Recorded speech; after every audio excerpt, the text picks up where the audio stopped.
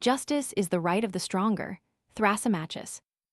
From a seemingly ordinary conversation at Cephalus's house by the port of Piraeus, Plato crafted a magnificent dialogue where Socrates and his companions endlessly debated one of life's most fundamental questions. What is justice? The Republic is not merely a philosophical work. It is a mirror reflecting the human soul and the functioning of society. In it, the concept of the ideal city runs parallel to the ideal soul. The form of government and the individual become two images mirroring each other. But perhaps what makes this book timeless isn't just its definitions of justice, injustice, or political ideals. It's that Plato forces us to ask, if our own soul is a city, which part are we allowing to rule reason, spirit, or appetite? Are we living in righteous order or in the chaos of injustice? Reading the Republic asterisk, we don't just follow Socrates as he attempts to build an ideal city, but we are also compelled to confront a thorny question. Are we truly happier living justly, or is injustice the shortest path to power and gain? Before diving into the summary, we encourage listeners to purchase and read the book to fully appreciate its content.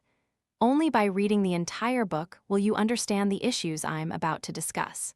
Please buy the book and support the author. Now, let's begin summarizing this book with me. Book 1. Yesterday, my son Glaucon and I went down to Piraeus. The place was bustling with a new festival for the goddess Bendes, who hailed from Thrace. I wanted to offer prayers, but was also eager to see how the celebration would unfold. Crowds filled the streets. The procession of the Athenians was solemn, while that of the Thracians was strangely vibrant, even more beautiful. We had just finished admiring the procession and were slowly returning to the city when we were suddenly called back. Polemarchus's slave caught hold of my cloak, earnestly insisting that his master wished me to stay. Behind him, Polemarchus was approaching, accompanied by Adeimantus, Glaucon's brother, and a group of young friends. They stopped us, half joking, half serious. Do you think you outnumber us, or are you stronger than us? If you are at a disadvantage, it's best to follow along.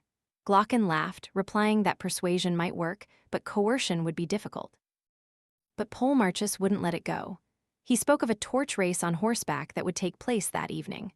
Riders would pass the flame from hand to hand while galloping a rare spectacle, and they wanted me to stay and watch.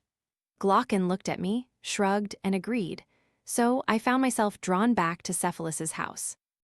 There were familiar faces: Lysias, Charmides, Cleitophon, and above all, Cephalus himself, the master of the household who, looking frail, sat on a cushioned chair, a garland on his head from a recent sacrifice.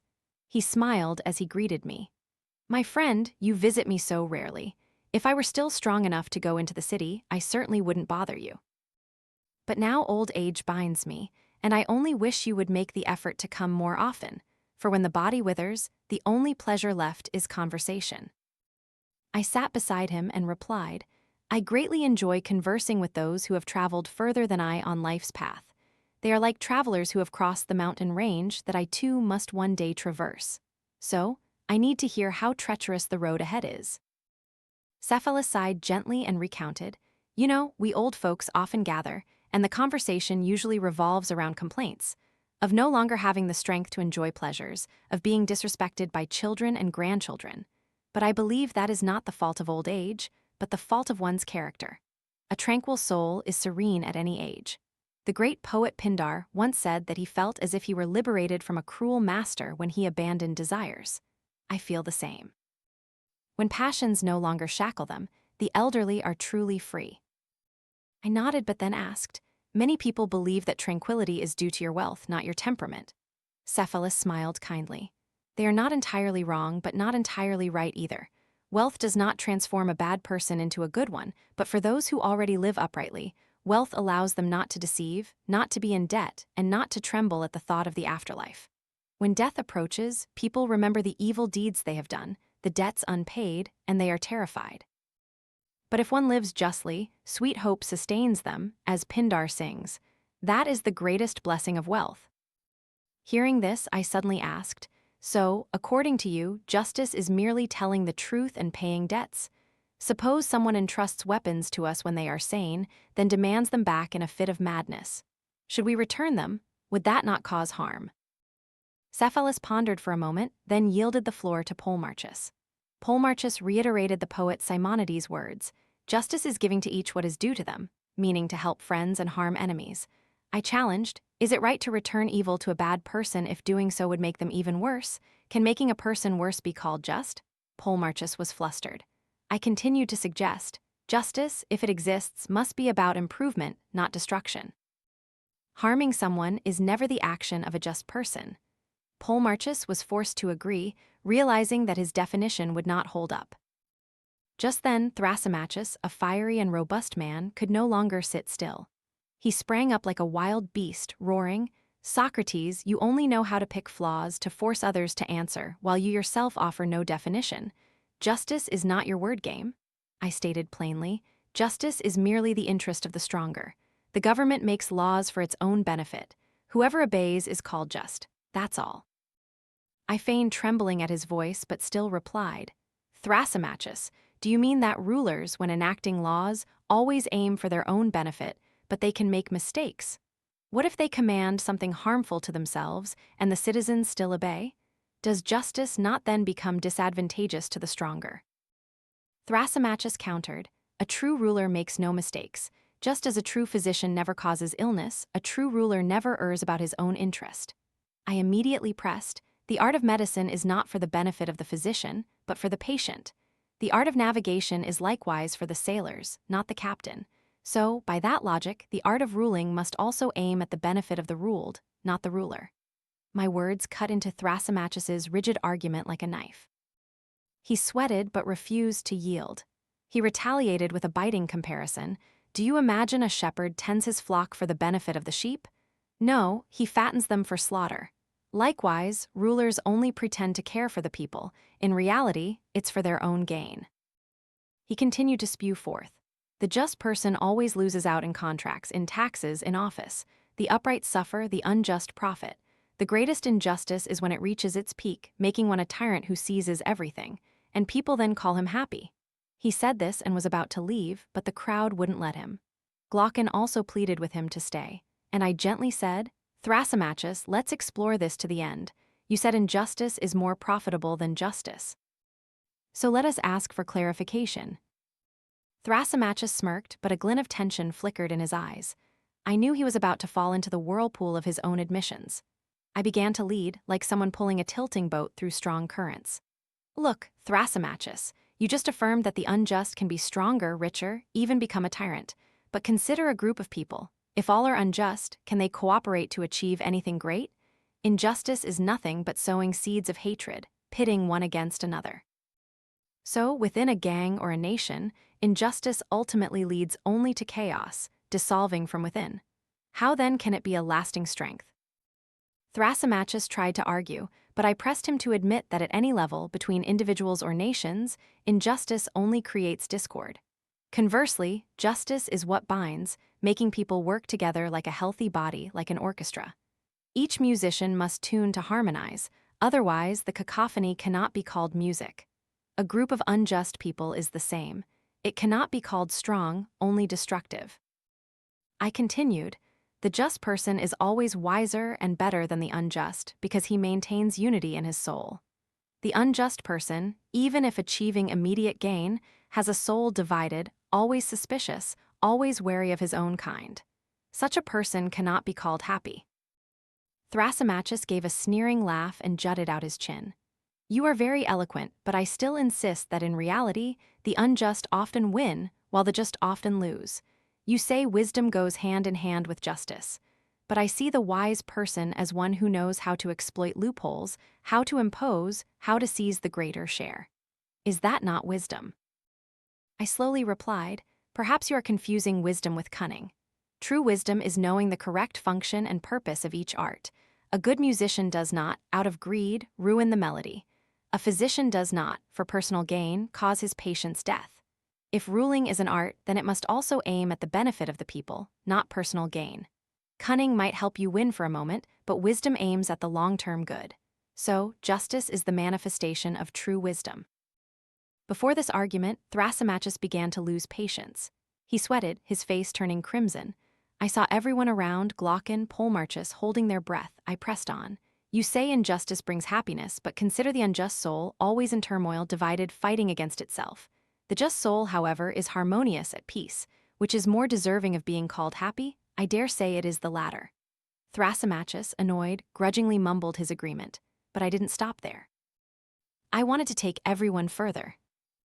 Let's make a more precise comparison, I said. You claim justice is inferior, injustice is strength. But we have just proven that justice creates order, cooperation, and collective strength. Injustice, however, destroys. So, clearly, justice is stronger than injustice, whether at the individual or collective level. Glaucon interjected, Thrasymachus, I think Socrates has cornered you. Adeimantus chuckled and Polemarchus nodded, but Thrasymachus still clung on like a cornered lion. All right, suppose justice creates cooperation. But I still believe that the unjust person, when powerful enough, can dominate everyone, and he lives better than anyone else. If happiness is having the power to do whatever one wants, isn't he the happiest person? I emphasized, such a person has the power to do what he wants. But what does he want? He wants excessive enjoyment to satisfy his appetites. But it is precisely because of this that his soul is in chaos. Would you call a sick body, even if it eats and drinks to its heart's content, healthy? Likewise, you cannot call an unjust soul happy. Happiness lies not in naked power, but in the harmony, order, and goodness within the soul. These words were like the final hammer blows. Thrasymachus could no longer argue. He merely sat there, eyes downcast, angry yet powerless. The atmosphere in the room seemed to soften. Polemarchus smiled. Cephalus had quietly withdrawn earlier to continue his sacrifices. The young men were engrossed in the debate. Glaucon whispered in my ear, Socrates, it seems we have only just opened the first door. Many questions remain unanswered, especially what the true nature of justice is and whether it is worth cherishing for its own sake. I nodded, knowing the journey was long. The conversation subsided, but in everyone's mind, a seed had been sown. Justice could not be reduced to paying debts or benefiting friends, much less merely the interest of the stronger. Justice had to be something deeper, intrinsically linked to the nature of the soul and the order of life. I knew that tonight in Piraeus, amidst the torchlit horse race, each person would continue to ponder this. As evening fell on Piraeus, the salty sea breeze blew onto Polemarchus's porch. The dialogue with Thrasymachus, though seemingly just a battle of words, had left a profound echo. None of us left the room without a lingering concern. I silently watched the faces of the young men around me. Glaucon, his eyes bright with curiosity, clearly not yet satisfied. Adeimantus, his face calm, but his hands clasped as if restraining unspoken questions. Charmides was pensive, surely contemplating how Socrates had dismantled the definitions he once believed in. And Thrasymachus, though silent, I knew the fire of anger still burned within him, a fire not easily extinguished. I recalled each step we had taken. Cephalus, with the composure of old age, believed justice was simply paying debts and telling the truth, but a small example was enough to shake that definition. Polemarchus followed, lending the authority of the poet Simonides. Justice is giving to each what they deserve. This seemed solid, but when applied to the act of doing evil to evil people, it immediately exposed contradictions. Then Thrasymachus appeared like a storm, shattering the peaceful atmosphere. He did not discuss justice as a virtue, but treated it as a power game. Justice is what the stronger compel others to accept. Each step of the argument was like peeling away layers, making us realize that justice cannot be confined to any simple formula. It is not mechanical truth, not emotional reciprocity, nor can it be a tool of power. Justice, it seemed, is intrinsically linked to a deeper order, the order of the soul, of the community, of all life. But I did not hasten to impose a definition. I let the space settle, for some questions need to be nurtured in silence to truly germinate. Glaucon leaned towards me. Socrates, you have defeated Thrasymachus, but I am not yet satisfied. I want to know if justice is truly valuable for its own sake, or only for the benefits it brings. His eyes shone, yearning for a truth no one had yet touched. I smiled. Glaucon, my young friend. That very question will lead us further in the coming days. Today, we have only just stepped onto the threshold. Outside, the distant clamor of the torch procession grew. Riders galloped, the flame passing from hand to hand, shining brightly in the darkness. I looked at the scene and found it so similar to what was unfolding. Knowledge and inquiry, like that flame, must be passed on, must course through many souls, must burn brightly in the long night of ignorance. If the flame dies, darkness will return. But as long as one person holds the flame, hope remains. I stood up from my seat. Cephalus was absent. Thrasymachus remained hunched over. The others whispered amongst themselves. I suddenly understood. Today's debate did not end here. It would haunt their sleep, rise in every thought, and tomorrow they would seek me out again, demanding an answer to the question Glaucon had just posed. On the way back, I thought about how Thrasymachus had aggressively charged in, then helplessly retreated. This did not fill me with satisfaction, but rather with a heavier sense of responsibility. Destroying illusions is easy, but building a firm foundation for justice is incredibly difficult. This world is full of Thrasymachus, those who see power as right. To persuade them requires not just logic, but a deeper insight that touches the very nature of the human soul. Thrasymachus once compared the shepherd tending his flock only to fatten them for slaughter. That analogy, while sharp, also revealed a pessimism and contempt for humanity. Perhaps he never truly believed that humans could live justly with one another, that a ruler could genuinely care for their people. But if we accept that view, what hope is there for the community? So, to answer Glaucon, I knew that the next journey must point to a different model of living, where justice is no longer a trick but the foundation for the happiness of both soul and city. The moon had risen high, its silver light illuminating the distant rooftops. I breathed deeply, feeling the cool night air. A question echoed in my mind: what is justice, really?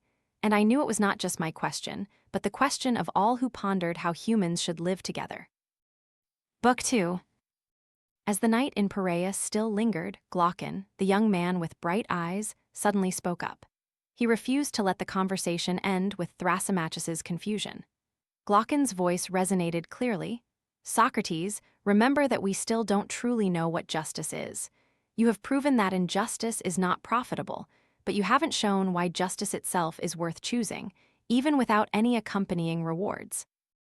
He then divided what humans pursue into 3 categories. First, things we love for their own sake, like joy or harmless pleasures. Second, things we don't particularly enjoy but accept for the benefits they bring, like taking bitter medicine to get well. And finally, things that are both intrinsically valuable and useful for their results, like health or knowledge. Glaucon leaned towards me, his eyes burning. Tell me, into which category does justice fall? Many believe it belongs to the second category, an unpleasant coercion that we must accept to avoid punishment. But I want you to prove that it belongs to the highest category, lovable for its own sake and for what it brings. To add weight to his challenge, Glaucon recounted a story that would be hard for anyone to forget: the story of Gyges, an ordinary shepherd.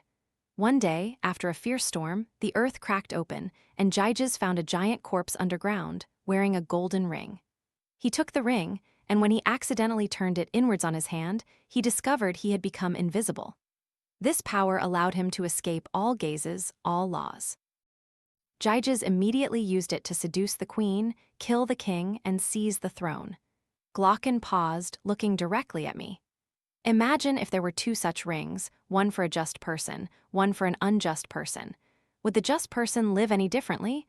Or would both act in the same way, satisfying their desires when fear is removed? That story shook the entire room. It was not just a tale of a ring, but a cruel experiment on human nature. If all constraints, all watchful eyes were removed, would justice still exist? Glaucon did not stop there. He painted an extreme picture: a perfectly just person, misunderstood by society, enduring all manner of suffering, beat, chained, even crucified. Meanwhile, a perfectly unjust person is honored, wealthy, powerful, and everyone calls him happy. Glaucon asserted that only by placing these 2 extreme pictures side by side can we truly see if justice has intrinsic value. Adeimantus, his calmer brother, then added.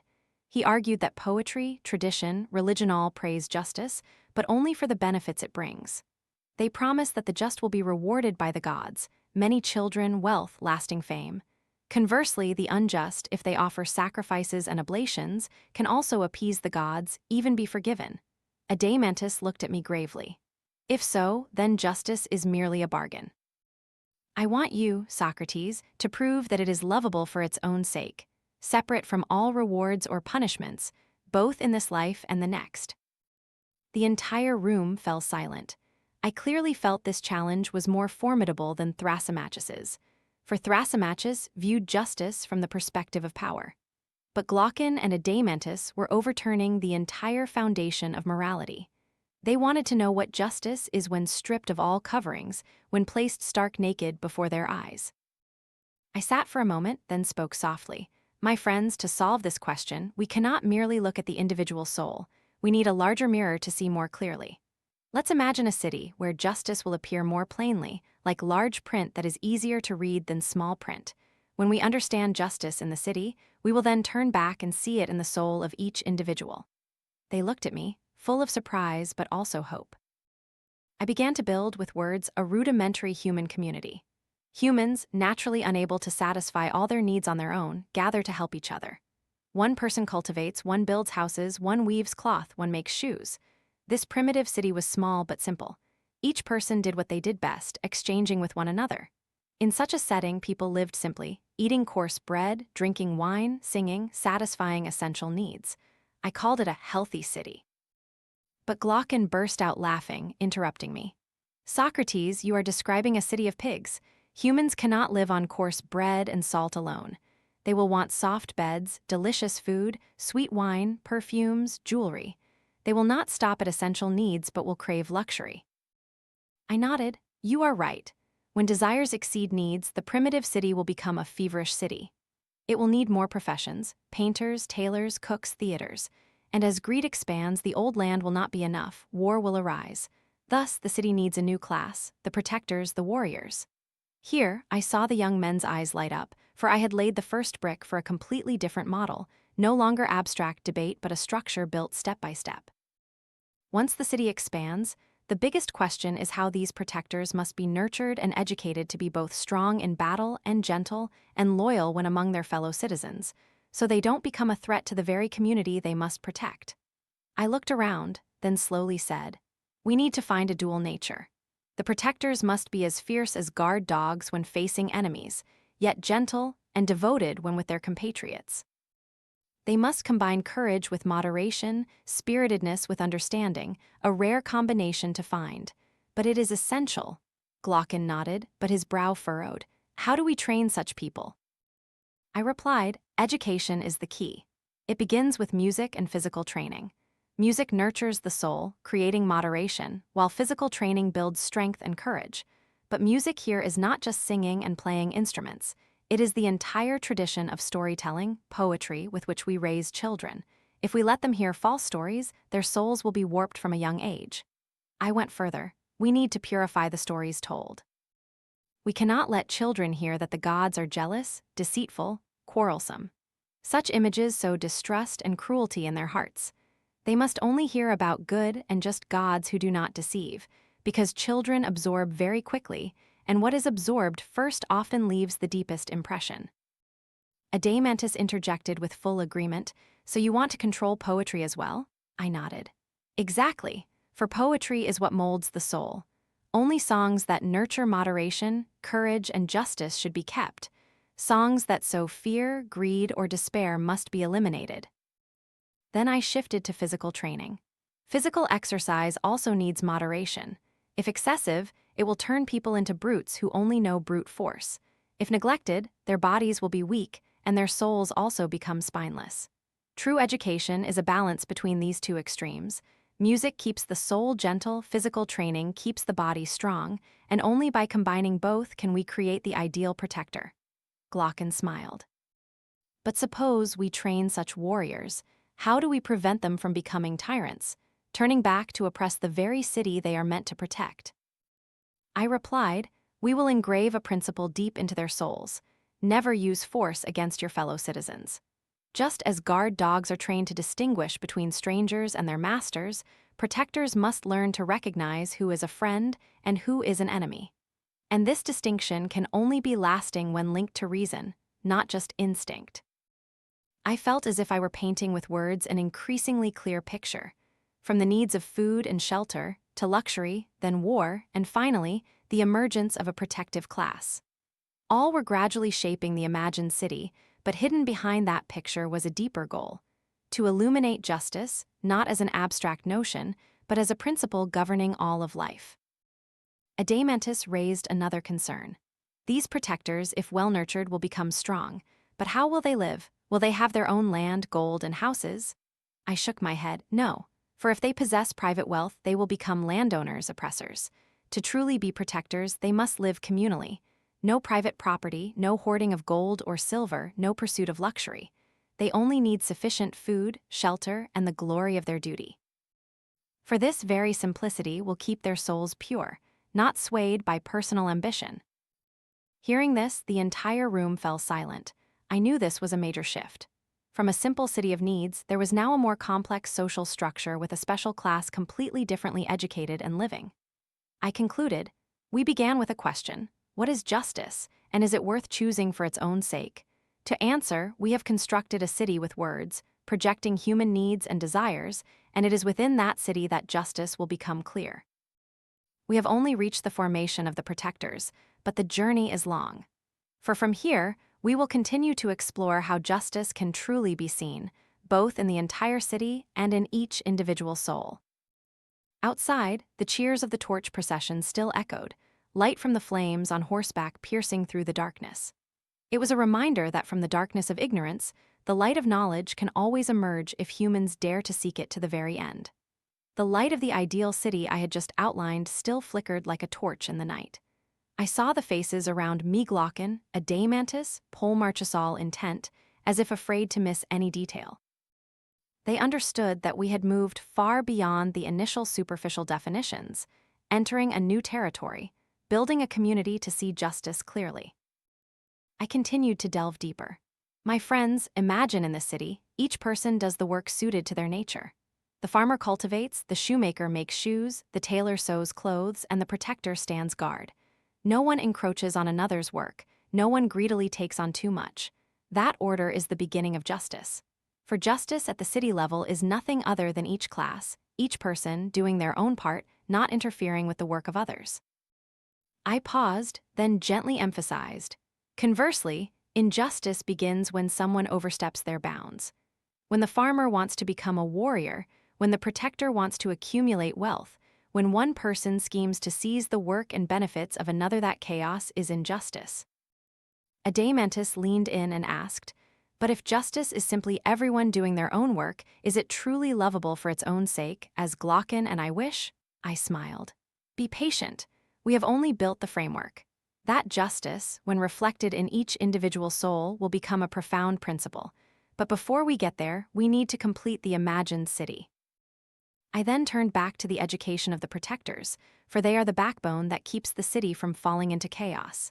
I said, to nurture such individuals, it's not just about poetry, music, and physical training.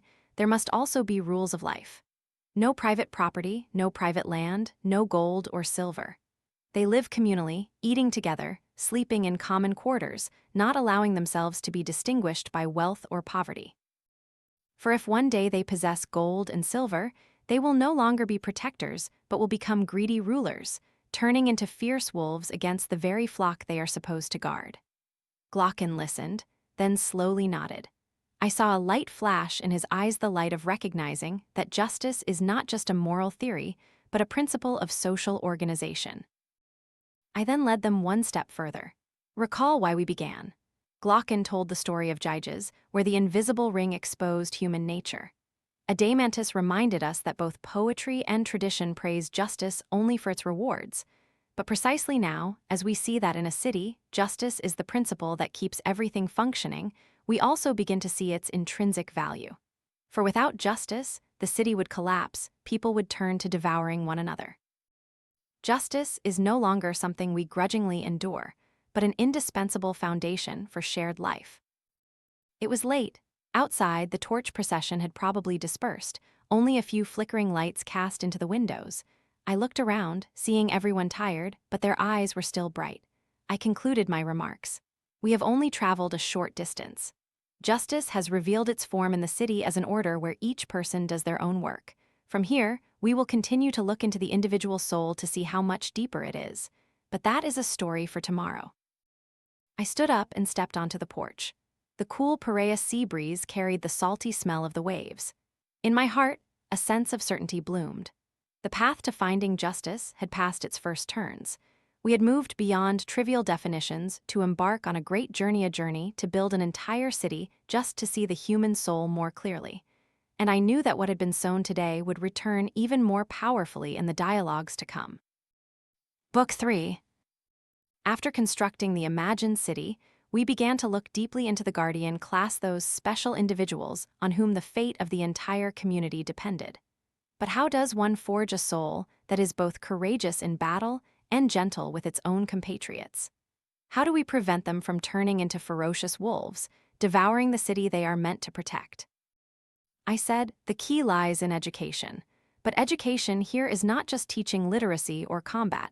It is the process of molding the soul from childhood through stories, melodies, and the rhythm of daily life. Glaucon and Adeimantus nodded, their eyes gleaming. First and foremost, I proposed, we must purify the stories told. Children grow up with images of gods and heroes. If from the beginning they hear tales of gods being jealous, deceitful, waging war, then their faith and morality will be warped. I emphasized, they must not be allowed to think that gods can do evil or transform into vile shapes. For if even the gods are deceitful, humans will use it as an excuse to justify their own cruelty. Therefore, poetic passages from Homer or Hesiod, where the gods are described as treacherous or unfaithful, must be removed from the children's curriculum. Similarly, stories that instill fear that ghosts drag people to Hades, or that gods punish humans with terrible calamities also need to be discarded, for fear makes people weak and cowardly. Instead, children must hear stories of courage, moderation, and integrity. Adeimantus interjected, so you wish to control poetry and music entirely? I nodded. Indeed, for poetry and music are not merely for entertainment, they permeate the soul, shaping character. If we sow mournful, effeminate melodies into it, people will become spineless. If we sow overly aggressive music, people will become brutal. Only simple, strong, and moderate melodies are worthy of accompanying a warrior's soul. We continued to discuss the selection of musical genres. Sad, lamenting songs, with their mournful, drawn-out melodies, would make the guardian soft. Chaotic, frenzied songs would stimulate brutal instincts. We need to retain melodies with grand, clear rhythms that both instill strength and temperance. After music came physical training. I explained, physical training is not just about bulging muscles. If practiced excessively, people become crude, relying only on their fists. If neglected, the body weakens and the soul also becomes feeble. Moderation is the art, eating just enough, exercising regularly, keeping the body healthy and the mind alert. I gave an example. One who eats excessively and drinks too much wine will be plagued by illness, and their mind will become clouded. Conversely, an extreme ascetic who mortifies the body for show also destroys both body and spirit. Therefore, a proper physical training program must keep the body agile, but at the same time serve the soul, so that the guardian is both sturdy in battle and possesses a clear mind for judgment. I emphasized that music and physical training must be combined, like two wings of the same bird. Too much music will make the soul effeminate, soft to the point of weakness. Too much physical training will make the soul rough, violent. Only a balance, where music nurtures moderation and physical training builds strength, will produce the dual nature we desire, gentle with friends, fierce with enemies. Adeimantus asked, so who will decide if they have sufficient qualities? I replied, challenges. Only through challenges do we know whose soul is steadfast and who merely pretends. They will be tested by hardship, danger, and temptation. Whoever remains loyal, firm, and unshaken, only that person is worthy of the guardian position. Glaucon interjected, and what about those who fail? I answered directly, they will be dismissed to become ordinary citizens. For the city cannot entrust its soul to those who lack steadfastness. I knew these words sounded strict, but they were the necessary truth, for without rigorous selection, those called guardians could become a greater threat than any external enemy. The conversation gradually led us to a crucial point. If the city was to endure, it needed a foundation of shared belief, a story that would bind everyone together. Glaucon looked up and asked, Socrates, you will teach them rules, give them challenges. But how will all the classes, farmers, artisans, warriors, accept their place without striving or rebelling? What is the invisible thread that holds the city together? I pondered, then replied, There needs to be a story, a noble myth. We will tell all citizens that they are not strangers but were all born from the common mother earth of the city. The earth shaped them, nourished them, and thus they are blood brothers. But the gods, when they molded each person, mixed a different metal into their souls. Those with gold in their souls will become rulers. Those with silver will be protectors. Those bearing iron and bronze will be laborers. If everyone maintains the nature of the metal within them, the city will prosper. But if there is mixing, if bronze and iron wish to replace gold and silver, chaos will ensue, and the city will collapse. Adeimantus frowned. You are speaking of a lie. I looked at him and replied, yes, a noble lie, but it is not meant to deceive but to bind. For if everyone believes they are born from the same source, that their nature has been divinely ordained, they will be loyal to their position, not greedily encroaching on the portion of others. That will be a chain of belief, stronger than iron and steel. Glocken sighed. It sounds beautiful, but will people believe it? I replied, the first generation to hear it may be skeptical. But if subsequent generations are nurtured by that story from childhood, it will become truth in their hearts. We then discussed the guardians' way of life. I asserted that they must absolutely have no private property, no private houses, no private land, no gold or silver. All wealth must be held by the working citizens. The guardians would only receive sustenance from the community, food, shelter, necessities. They would eat together in simple meals, sleep in communal barracks, not allowing their hearts to be bound by possessions. Adeimantus objected, but will they not be discontent? They have power, yet no private wealth. Will they not rebel? I shook my head. Precisely because they have no private wealth, they will not be divided by greed. If they had gold and silver, they would compete, becoming landowners and oppressors. But if they only have honor and glory to live for, they will be bound to the city as if to their very souls. I gave an example. Imagine a statue made of gold and bronze. If each part is placed correctly, the statue will be beautiful and durable. But if we invert it, putting bronze where gold should be, the entire statue will be distorted. Likewise, if the guardian class maintains its proper role, the city will be stable. But if they are tempted by gold and silver, everything will collapse. We returned to education. I reminded them that tests should not only measure courage in battle, but also steadfastness against temptation. Many might be courageous in the face of death, but succumb to wealth or beauty. Only those who overcome both types of challenges, fear and desire, are kept as guardians. I saw a flash in Glocken's eyes. He understood that the city we were building with words was no longer a vague dream. Every detail from poetry, music, physical training, to lifestyle, challenges, and the myth of metals were bricks contributing to the construction of an order. And in that order, justice began to emerge as a clear form. Each person, each class, maintained their nature and their work, not encroaching upon one another. Justice, I trust you also see, was appearing in the city like a grand piece of music. We had only practiced the first notes, but from here we would move to the next stage, examining the entire city to discern the fundamental virtues: wisdom, courage, moderation, and justice. And then, from there, casting light onto the soul of each individual. I sat in silence for a moment, as if allowing all that had just been said to sink in, then continued. Do you see that the strict regulations for the guardians are not to deprive them, but to keep their souls from being shackled? A guardian needs no gold or silver, for gold and silver would turn them into merchants. They need no land, for land would turn them into slave owners. The only thing they need is the honor and the duty of being called the city's guardians. Glocken nodded, but his eyes were still filled with contemplation. I understood he still wondered. Would such a simple life be enough to hold human hearts? Would they grow weary and abandon their duty? I replied, if we nurture them from childhood with the story that their souls were given by the gods, that they are blood brothers to each other and to the city, then they will not feel a loss but pride. For their glory is to protect, to sacrifice. They will be nourished by love for the community, not by the allure of gold and silver. I added, try to imagine a pack of guard dogs. If they are trained correctly, they will never turn back to bite their master but will only rush at the enemy. If trained incorrectly, they will become a threat to their own home.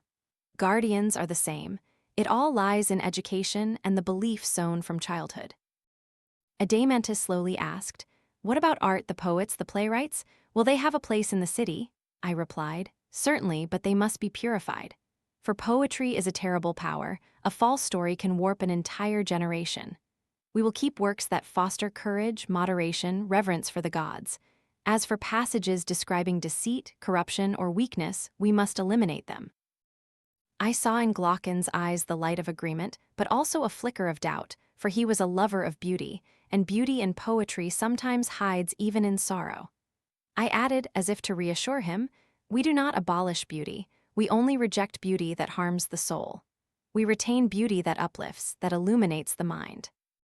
From there, I returned to emphasize balance. Music and poetry, if lacking moderation, will make the soul soft like wax. Physical training, if lacking moderation, will make the soul rigid like iron. Only when both are combined, like two rivers merging, will they create the guardian who is both courageous and gentle. We concluded by clearly defining the guardian's principles of life. No private property, communal living, continuous testing to verify loyalty, nurtured by the noble myth of their origin and the metal in their souls. I saw the entire group silent, not from disagreement, but because they were seeing a new image before their eyes, a class of people living not for themselves, but for the whole. They were not tempted by wealth, not divided by rich and poor, but bound by faith and duty. Book 4. Adeimantus was still uneasy. He looked at me, his voice a mix of skepticism and pity. Socrates, the guardians you've created, they have no land, no gold or silver, no private families. They only know communal living and guarding. Isn't that life too harsh? They bear the burden for the entire city, yet they themselves are stripped of happiness. I gently smiled. Have you forgotten? Our goal is not for one small group to be happy, but for the entire city to be happy. If we doted on one class while neglecting the rest, the city would be divided and all would suffer. But if the city functions in harmony and everyone receives their proper share, then the overall happiness will be greatest. The city is built for the whole, not for a specific class. Then I led them back to the principles we had established. Remember, I said, the guardians have no private homes but live communally in barracks. Their doors are unlocked. Anyone who wishes can enter. They are not to keep gold or silver, for gold and silver can easily turn them into greedy individuals. Their divine metal lies within their very souls. That is the only thing they need to protect. If one day they accumulate wealth, they will no longer be protectors but will become landowners, oppressors, sowing hatred in the hearts of citizens, and then the city will perish from within. Glaucon nodded, then asked, but will they be strong enough to resist enemies from outside? I replied, look, once we keep the city pure, not corrupted by gold and silver, we have an advantage. Before going to war, we can send messengers to one side and frankly tell them, we have no gold or silver, nor are we allowed to have it. Help us, and take the spoils from the other side. Anyone wise would choose to ally with a lean nation of guardians rather than foolishly fight a brave pack of guard dogs while leaving a fat flock of sheep unprotected elsewhere. I added, other city-states are not truly unified. Within them, the rich oppose the poor. One faction opposes another, like small cities crammed within a single shell. Therefore, when we engage in battle, we are not fighting just one city, but a multitude of factions. And we can skillfully tip the scales, making many friends and few enemies. Our strength lies not just in arms, but in unity. I emphasized, our city will not swell immoderately. We will only let it grow to the size where it can still maintain its unity, not too small to be weak, not too large to be divided. Let it be a single, self-sufficient, unified entity. Adeimantus was still focused. And the guardians, what about their children? Will their status be guaranteed? I replied, no. If their children prove to be weak, they will be demoted to common citizens. Conversely, if children of common citizens reveal outstanding natures, they will be raised to be guardians. Each individual must be placed where nature intended. That is how the city maintains its unity. If we allow status to be fixed purely by bloodline, chaos will arise. At that point, I realized it was time to look deeply into the qualities that make up the ideal city. I asked them, which virtue do you think appears first in this city? Glaucon guessed. Perhaps strength? I smiled. No, let's find the most fundamental qualities: wisdom, courage, moderation, and justice. I began to analyze each virtue. Wisdom belongs not to all, but to the few rulers, those who know what is beneficial for the whole. It is the understanding that guides the city. Courage belongs to the guardian class, those who steadfastly uphold the commands of reason. fearless in the face of suffering or temptation. Moderation is the agreement where all three classes acknowledge that the rulers should rule and the ruled should obey. It is harmony, the unanimity of the entire city. And justice? Justice is what we have sought from the beginning, each person doing their own work, not interfering with the tasks of others. The artisan does not meddle in the warrior's work. The warrior does not seize the ruler's portion. When all stay in their proper place, the city will be just. Injustice occurs when someone oversteps their bounds, greedily taking a share that does not belong to them. Glaucon nodded, but I knew he wasn't satisfied because we were talking about justice in the city. But the real question was, where does justice lie in the individual soul? I then led them. Remember, the city is just a magnified mirror. If justice in the city is each part doing its own work, then in the individual soul there must also be distinct parts. And justice in the soul is when each of those parts does its own work, not encroaching on the others. Adeimantus was surprised. You mean the soul also has many parts? I nodded. Exactly. And to prove it, we must see if, within the same person, there are conflicting impulses so strong that they cannot originate from the same part. I gave an example. A thirsty person clearly wants to drink, but sometimes he restrains himself from drinking for reasons of health or propriety. Here, one part of him urges him to drink, another part holds him back. These two contradictory impulses cannot come from the same source, so the soul has at least two parts, a desiring part and a rational part. Glaucon nodded. But I didn't stop there. I told the story of Leontius, son of Aglaon. He was walking past a place of execution, saw corpses lying exposed, and felt both a desire to look and disgust. He struggled violently with himself, finally becoming angry with his eyes, forcing them to look. This story shows that there is a third part in the soul, the spirited part, which can side with reason to fight against desire. Thus, the soul has three parts: reason, spirit, and appetite. Justice in the individual, as in the city, is when each part performs its proper function. Reason rules, spirit supports reason, and appetite obeys order. The room fell silent after the story of Leontius. Everyone realized that within themselves they had also experienced such conflicts, desiring something then being disgusted by it, reason commanding a halt, yet a surge of heat in the chest still urging them on. Glaucon whispered, "Yes, I too have felt a strong voice within me, not reason, but also not blind appetite." I nodded. That is spirit, the fiery part of the soul, which can be an ally to reason or a slave to appetite. I emphasized, look clearly. The soul is not a simple block but has three distinct parts. Reason is the ruler, seeking what is right. Spirit is the loyal soldier, spirited but capable of following reason. And appetite is the abundant part, always demanding food, drink, sex, money. When reason and spirit together control, the soul is at peace. But if appetite overwhelms, chaos and injustice will arise. Adeimantus spoke up. So justice in a person is when reason rules, spirit acts as an assistant, and appetite obediently follows. I smiled. You see it now. Just as in the city, justice is not something external but an internal order. Injustice is when farmers demand to be king or warriors seize the right to rule. In the soul, likewise, injustice is when appetite rises up to rule, while reason and spirit are overwhelmed. Glaucon looked at me, his eyes gleaming. So justice is not something foreign, it is harmony. A just city and a just person truly reflect each other. I felt the need to elaborate further to affirm this similarity. I said, consider the three parts of the soul. The rational part seeks truth, the spirited part seeks honor, the appetitive part seeks pleasure. If reason rules and spirit obeys, a person will live a balanced life, both strong and clear-minded. If appetite dominates, reason becomes a slave and spirit becomes a tool for desire. Then the soul disintegrates, and the unjust person is divided within themselves. Adeimantus gravely remarked, "It sounds as if an unjust person is more miserable than benefited." I replied, "Exactly, because the unjust soul tears itself apart, while the just soul, even if not wealthy, is harmonious and at peace." I turned to the whole group. Now we have seen that justice exists not only in the city but also in each person. In both, justice is when each part performs its proper function. Wisdom rules, spirit assists, appetite obeys. That is what we have been seeking all this time. Everyone was silent, as if a curtain had been unveiled. Socrates, I knew that this moment was the culmination of debates about paying debts, helping friends, and the interests of the stronger. Now, justice had been placed in its proper position, an order, a harmony in the city and in the soul. But so as not to stop at theory, I added, remember, the city we imagined is not a meaningless pipe dream, it is a mirror to reflect the soul. If a just city is where each class does its own work, then a just person is where reason, spirit, and appetite maintain their proper places. What makes the city just also makes the person just.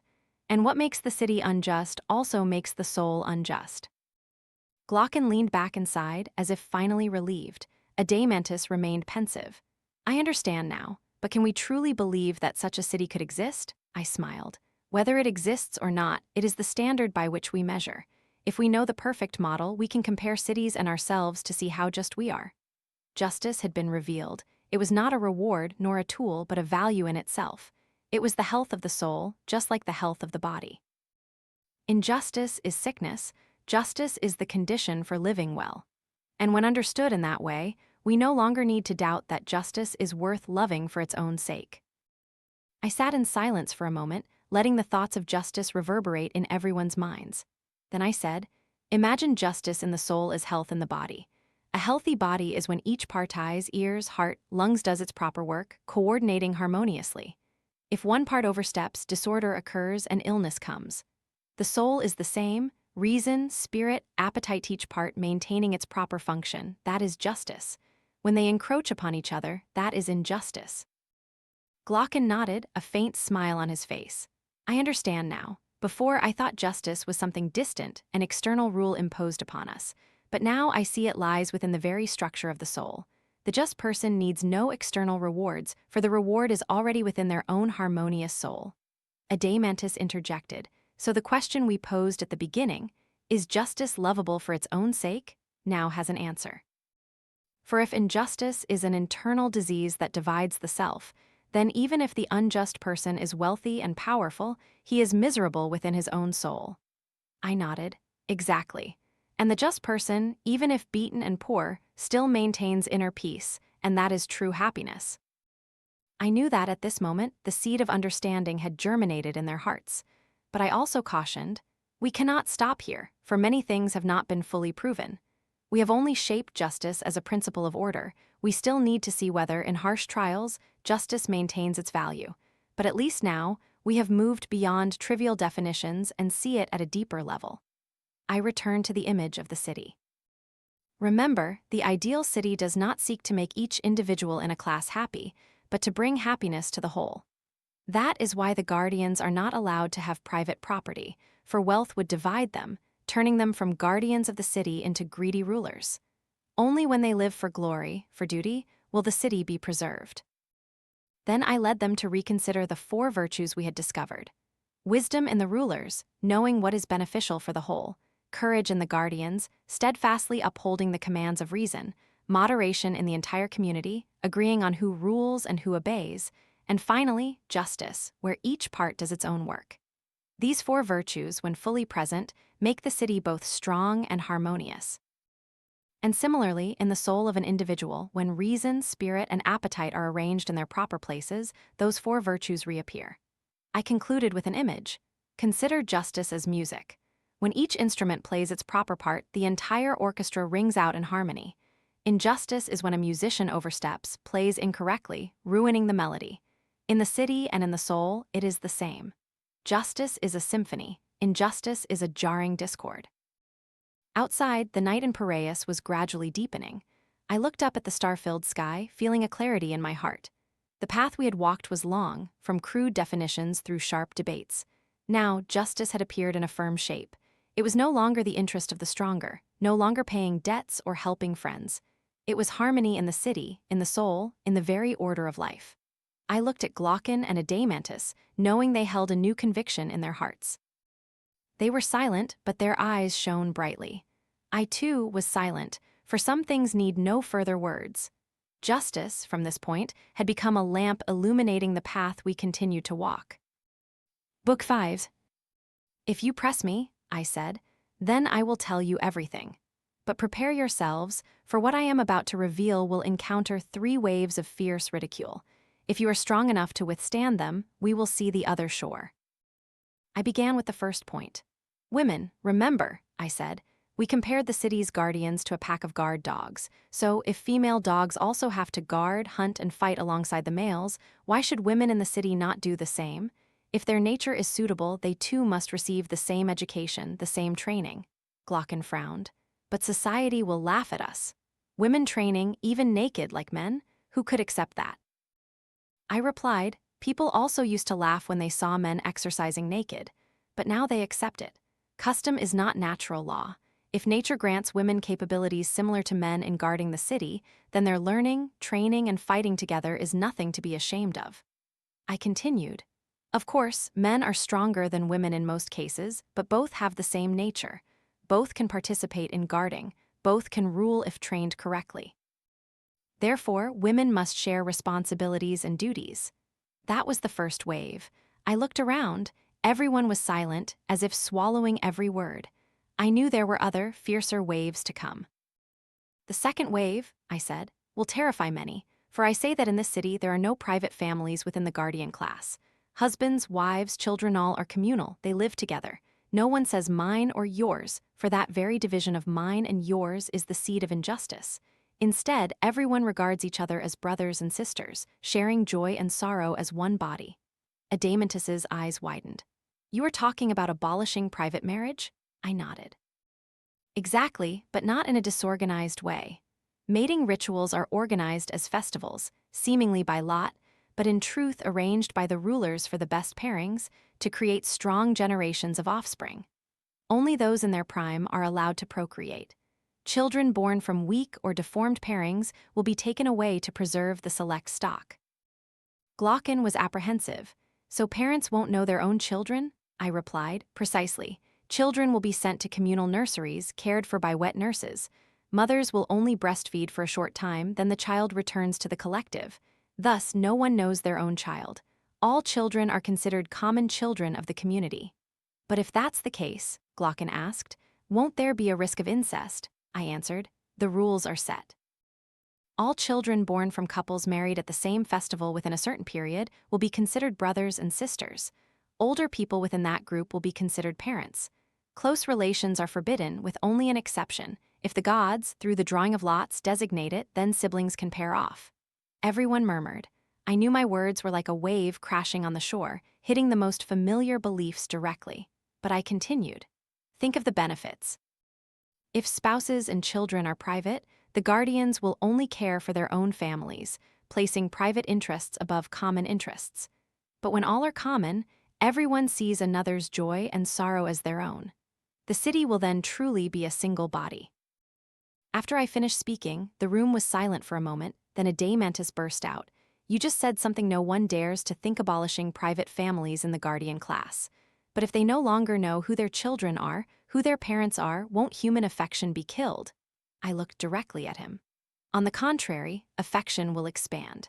For when there are no boundaries of privacy, they will consider every child their own, every elderly person their parent. Love will not be confined but will spread throughout the community. They will truly rejoice when someone succeeds, grieve when someone fails, because those are their brothers and sisters. I continued, remember, in a pack of guard dogs, they don't know their own offspring, but they protect the pack as if all were their children. Likewise, when all children are raised communally, the guardians will be bound by blood, no longer distinguishing mine from yours. And then the city will truly be one. I further explained about procreation. Mating ceremonies will be organized as festivals, filled with music and ritual. Everyone will think they are drawing lots randomly, but in fact, the rulers will arrange the best pairings. Only those in their prime will be allowed to have children. Those outside that age range, if they pair off, may do so, but they must prevent conception, because if a child is born, it will not be raised to prevent the lineage from deteriorating. Glocken shuddered. So what about weak or deformed children? I replied directly. They will not be raised in the city, for we cannot allow the stock to be corrupted. Only strong, healthy children will be nurtured in the community. My words rang out harshly, momentarily startling many, but I knew that for the ideal city to exist, this strictness was essential. I then spoke of the law preventing incest. All children born within the same time period after a marriage festival will be considered siblings. Older individuals will be considered parents. In this way, no one can mistakenly marry their child or sibling. Only if the gods, through the drawing of lots, permit it, will certain exceptions be accepted. Everyone discussed animatedly, but I saw them gradually recognizing the logical consistency in this strict order. I then moved to a different topic. Consider warfare. When the ideal city engages in battle with other Greeks, we will treat them as brothers, merely in disagreement. Therefore, we must not burn their houses, destroy their crops, or enslave them. The goal is to correct, not to annihilate. But with foreigners, with those not of our blood, we will truly consider them enemies. With them, we fight to the end. Glaucon exclaimed. So Greeks will treat each other very differently from barbarians. I nodded. Exactly. Among Greeks, it's just a family quarrel. Between Greeks and barbarians, it's true war. I paused, took a sip of water, then spoke slowly. You have heard two waves. Women must share duties with men and private families are abolished, children raised communally. All of this is shocking enough. But there is a third wave, fiercer, harder for anyone to accept. Yet without it, this city will never become perfect. Glaucon leaned towards me, his eyes gleaming. Tell me, what is this wave? I replied. The rulers of the ideal city must be philosophers. The room erupted in murmurs. Thrasymachus, who had been silent, let out a sneering laugh. Philosophers, those who spend their days dreaming, looking at clouds, babbling about invisible things, you say they will rule the city? Isn't that a joke for all to hear? I remained calm. I knew this statement sounded strange, provoking ridicule, but I would prove to them that only philosophers are fit to rule. For they are the ones who love truth, hate falsehood, and yearn to understand the nature of things. They do not crave money, they do not desire power for themselves. They only crave knowledge and truth. Precisely for this reason, they are the most trustworthy people to be entrusted with power. Thrasymachus's scoffing laugh still echoed, but I did not waver. I looked directly at him and the others. You think philosophers are dazed, lost in life, only gazing at stars and speaking of trivialities. But that is because you only see those who appear to be philosophers, not true philosophers. Glaucon tilted his head. What is a true philosopher? I replied. That person loves truth, yearns for the whole, not satisfied with fragments. They do not pursue base pleasures, nor cling to fleeting fame or fortune. They want to know the nature of things, to touch the immutable, that which is not swept away by time. This very desire makes them different. Adeimantus interjected, but many people call themselves philosophers yet live dissolute lives, caring for no one, only engaging in empty rhetoric. I nodded. True, just as there are those who pretend to be physicians, selling poison to patients, but we do not on that account reject medicine. Likewise, do not reject the true philosopher because of those who don the cloak of philosophy. I continued, consider this, if a ruler loves money, they will be corrupt. If they love power, they will be tyrannical. Only one who loves truth cannot be bribed, cannot be blinded by power, because they do not seek happiness for themselves but seek what is right for the whole. They do not rule for fame or fortune, but because it is their duty. If there are no such people, the city will forever fall into the hands of those who crave wealth and power. And that is injustice. Thrasymachus crossed his arms and narrowed his eyes. But philosophers can be ridiculed, hated. How can they lead? I replied. True. In an ordinary city, philosophers can be mocked, seen as useless. But in the city we are building with reason, the philosopher is the only one fit to rule. And if only one city, if only one place, has a ruler who truly loves truth and is obeyed by everyone, then the ideal will become reality. Glaucon whispered. It sounds like a miracle. I smiled. Yes, a miracle, but not impossible. For what is needed is not a miracle, but only the combination of a true philosopher and a city willing to listen to him. When these two elements meet, the ideal can become reality. I paused, looking around. Everyone's eyes reflected astonishment, perplexity, but also deep curiosity. I knew my words had just hit their minds like a great wave. Women training and fighting like men, that was the first wave. Abolishing private families, children raised communally, that was the second wave. And now the third wave, only philosophers are worthy to rule. These three waves. Anyone who hears them will want to scoff, but if we can overcome them, we will see the other shore, the truly just city. Book 6. After the three fierce waves had subsided, the room still echoed with the lingering reverberations of the last thing I had said. Only philosophers are fit to rule. All eyes were fixed on me, a mixture of surprise and skepticism. Thrasymachus sneered but said nothing. Glaucon leaned forward as if waiting for me to prove the impossible. I smiled. I know that when I say philosophers must rule, most people will laugh. They think philosophers are just vague dreamers, wandering in the marketplace, debating meaningless questions. But that is not a true philosopher. For you to understand, first I must explain who a philosopher truly is. I spoke slowly, my voice steady, like lighting a lamp with each word. A philosopher is one who loves truth, not pleasure, not fame, not power, but truth. They crave to know what asterisk truly is asterisk, not just what is fleeting. They seek the unchanging, that which exists forever, not merely the shifting images before their eyes. Glaucon nodded. Meaning they are not content with appearances, but want to touch the essence. I replied, exactly. The ordinary person only sees a beautiful flower and rejoices in it. But the philosopher wants to understand what beauty is, its true nature, so that from it they can see that all beauty participates in a common form. They are not enchanted by fragments but yearn for the whole. Adeimantus interjected, but aren't most of those who call themselves philosophers merely lazy, quarrelsome idlers, or despised by society? I nodded. True, there are many such people, and they are the ones who tarnish the reputation of philosophy, just as there are those who pretend to be physicians, selling poison and making people hate all of medicine. But we do not on that account reject medicine.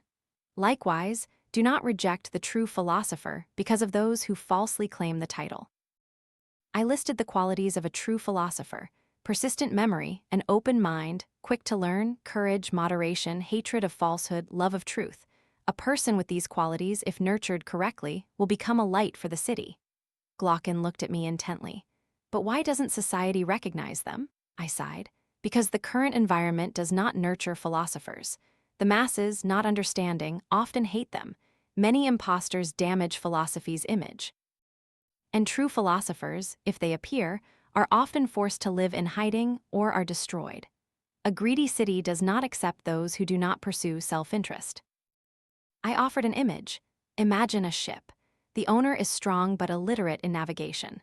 The sailors quarrel over steering the ship, each flattering the owner, each demanding the right to control, though none knows the art of navigation. The true navigator, the one who understands the stars, the winds, the sea, is mocked by them as useless, a dreamer. Do you see? The current city is the same. The masses compete to rule, while the philosopher, who knows the art of steering the city, is scorned.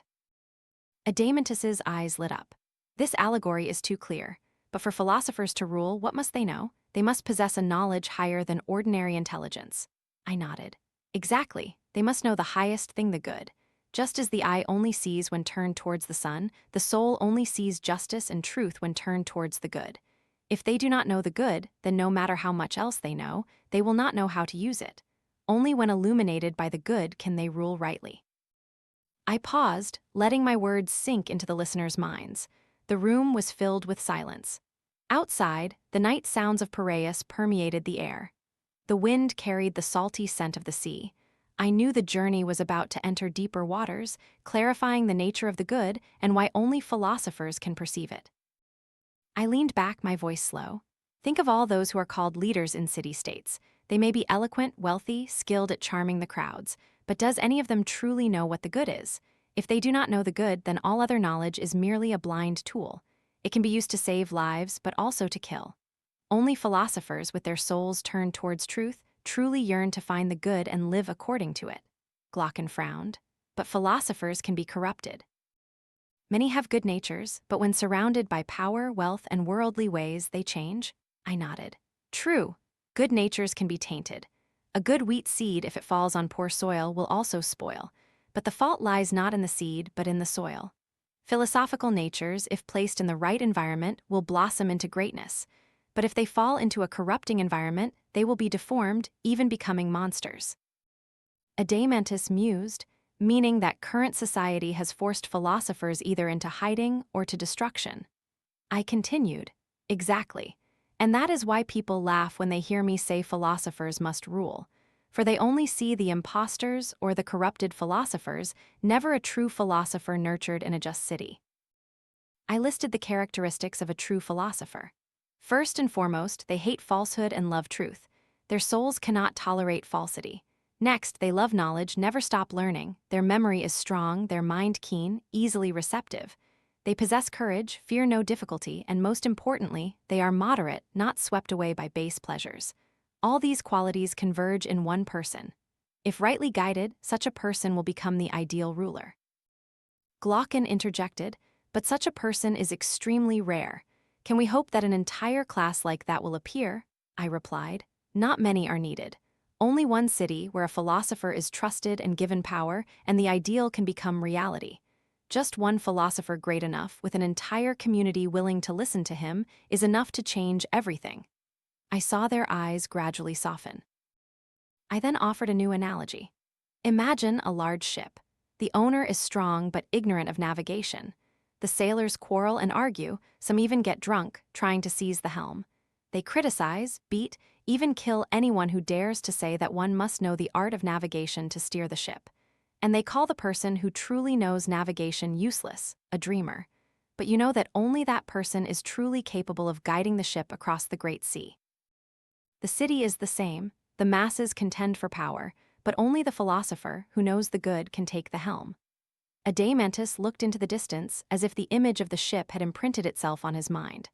I added, the true philosopher does not care about proving his usefulness to the crowd because he knows the crowd cannot understand. He only focuses on his art of navigation, which is the art of living justly and leading the city according to justice. If the city entrusts him with power, it will escape the storm. If not, it will sink into chaos. I knew it was time to reveal a broader horizon.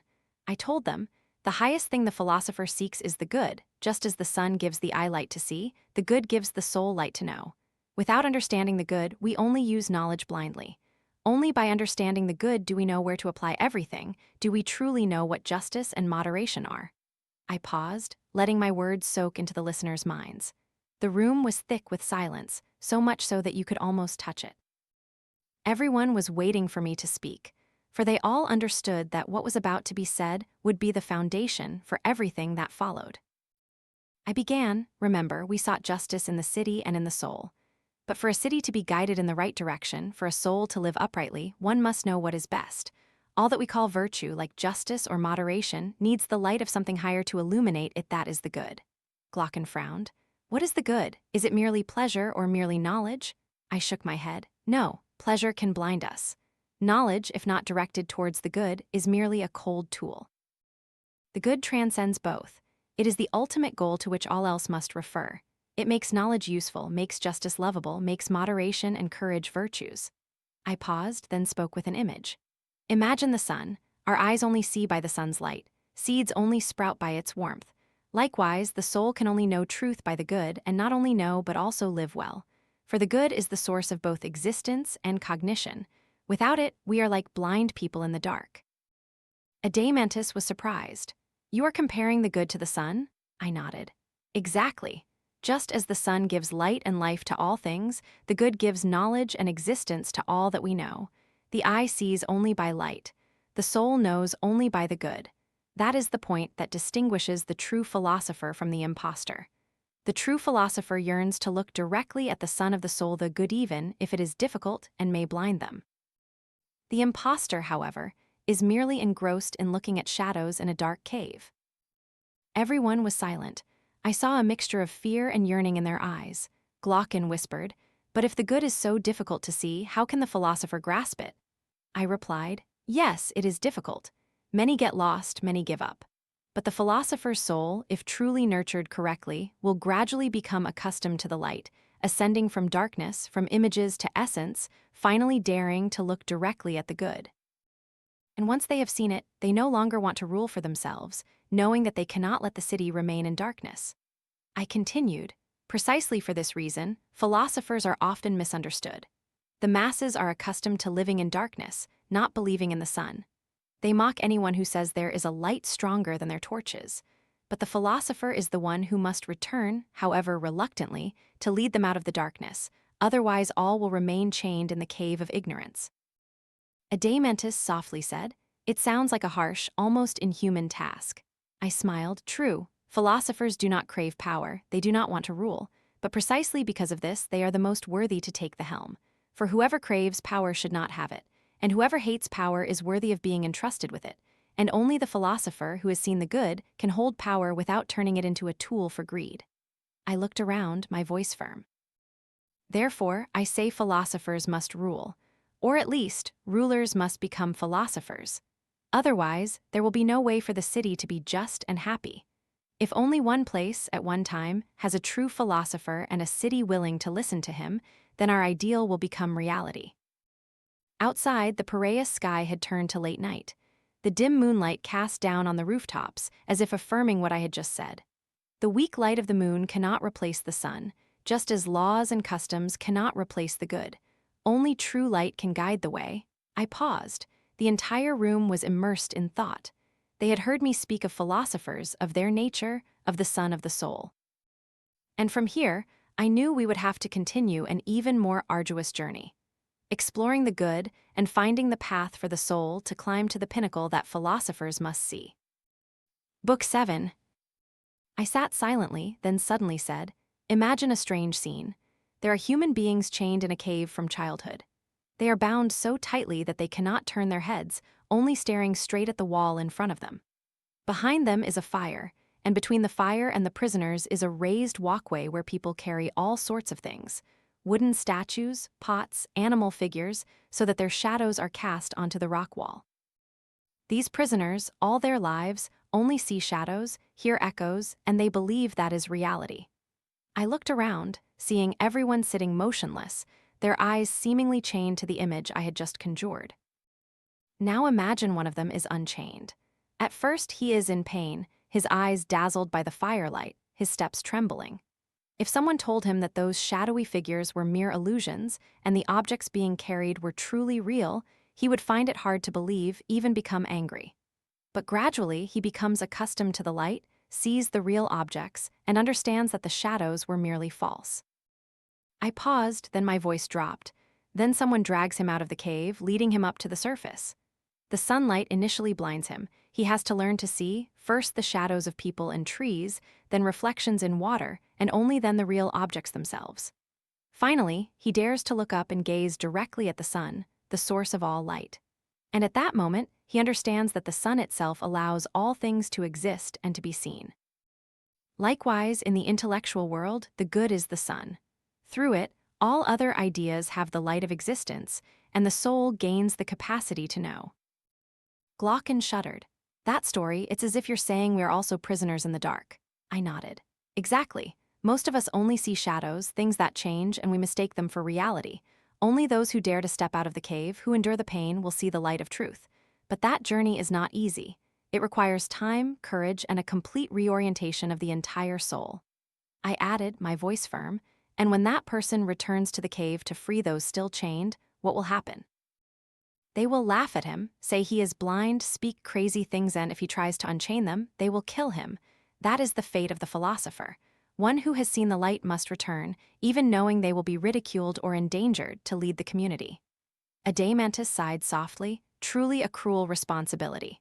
I replied, "But precisely for this reason, ruling is not a reward but a burden.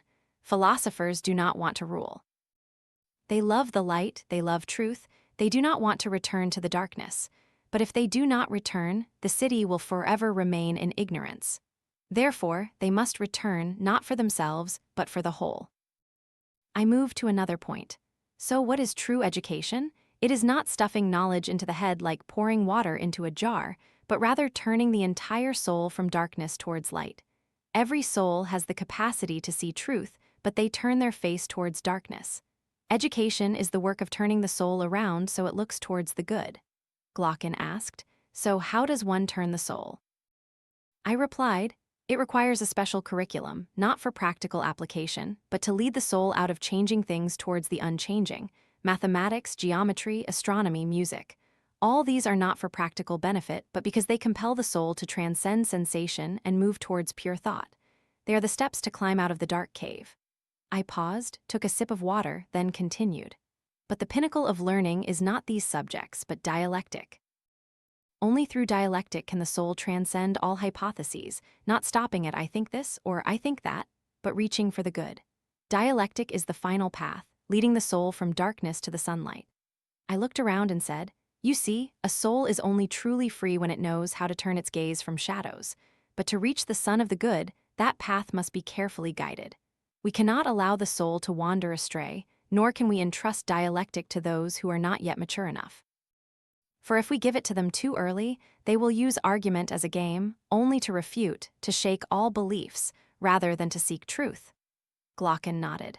He recalled not a few young people who, having just learned a few arguments, eagerly went to attack everything, no different from a child wielding a sharp knife. I continued, therefore, we must establish a rigorous educational program for those who will become rulers. I began to outline that picture. First, as children, they will study mathematics, not for trade, but for the soul to become accustomed to certainty, to the unchanging. Mathematics compels us to look at what does not change, and that is the first step in drawing the soul out of darkness. Then comes geometry. It is not used to measure land, but to lead the soul to what is always uniform in form. Next is astronomy, but not to calculate seasons, but to direct the soul upward, compelling it to look at the unchanging in the movement of the stars. After that is music, but not just for pleasure to the ear, but to learn the harmony and rhythm hidden in all things. I paused, then said slowly, but all these subjects are only preparation. The pinnacle is dialectic. Only dialectic can lead the soul beyond all assumptions to grasp the good. It is the supreme science, but also dangerous if the learner is not yet mature enough. Therefore, we only allow those who are most steadfast, who have undergone training and testing, to enter into dialectic. Adeimantus asked, "So how long does that path take?" I smiled. "Very long, almost a lifetime. Children begin with mathematics and basic subjects until adolescence. They are trained physically, tested in battle so their spirit does not weaken.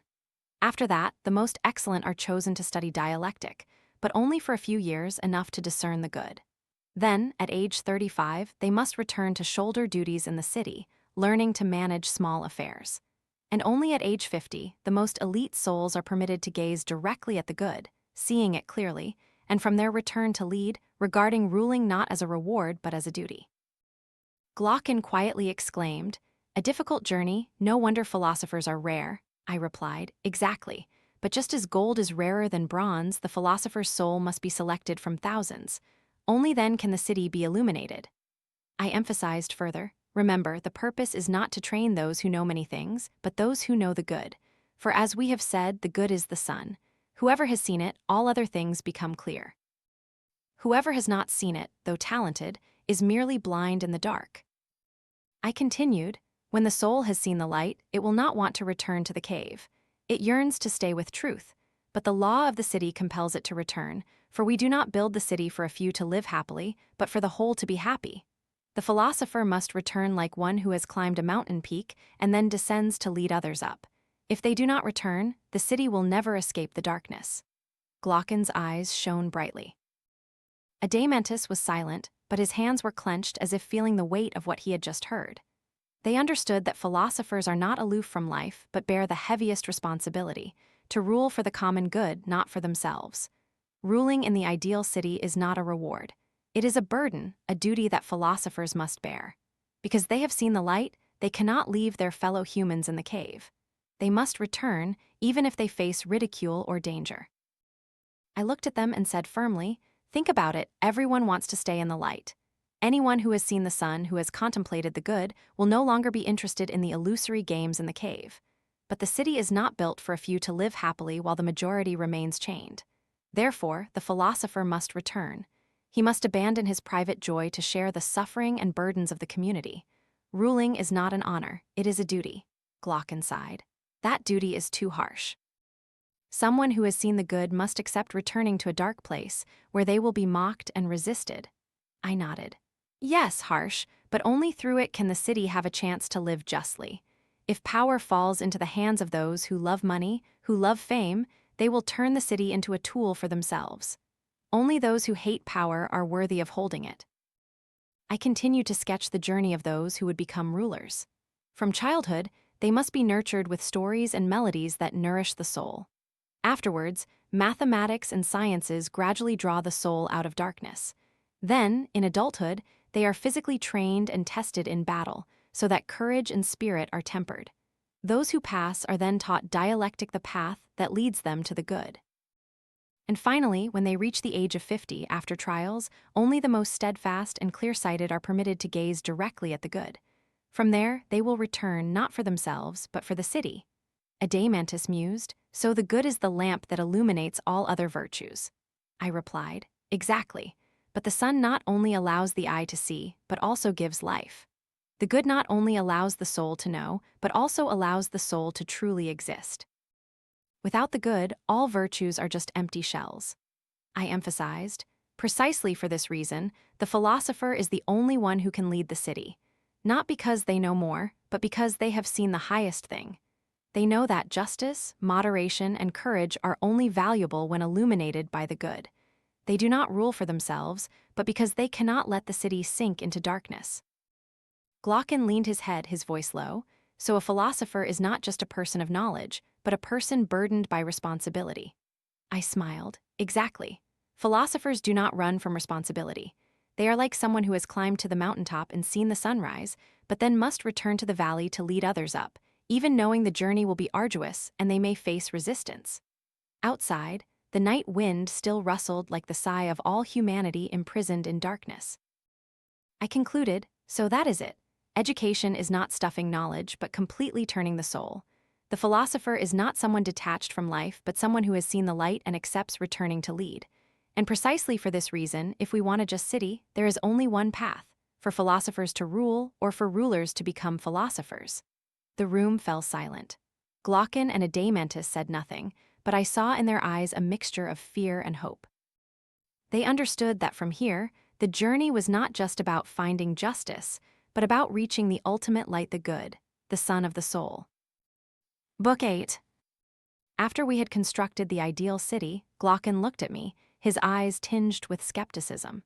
Socrates, can such a city exist forever, or will it too decay like everything else in life? I sighed. Nothing human is perfect forever. Even our city, though built on the foundation of the good, will eventually change its nature. For life always moves in cycles. Good seeds, if sown at the wrong time, will also become inferior. And when the rulers no longer retain knowledge of the good, the city will gradually slide down to lower forms. Everyone listened intently. I continued, listen to this path of decline. It will begin when the rulers make mistakes in matching pairs and procreating. The natural cycle is broken. Weak children gradually replace the elite souls, and so the guardian class gradually loses its philosophical nature, replaced instead by a spirited, ambitious, victory-loving temperament. From here, the city slides into a new form, the Timocracy, the government of honor.